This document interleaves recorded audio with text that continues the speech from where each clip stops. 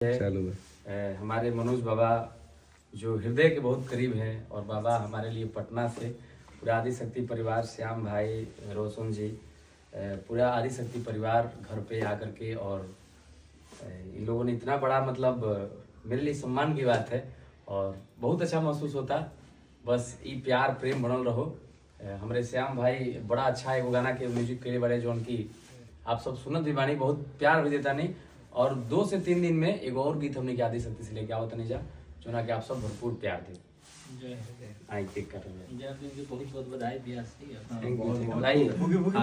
आइए आइए पहले happy birthday to you, happy birthday to you, happy birthday to you dear Ankush भैया।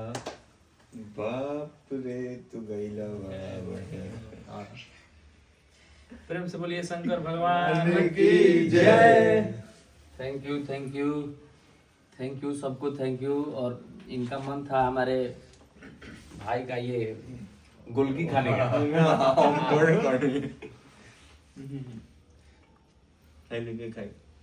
Happy birthday भैया। Thank you.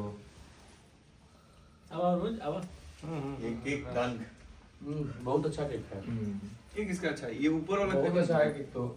ये ऊपर वाला खाई ना। हाँ ये बहुत व्हाइट फॉरेस्ट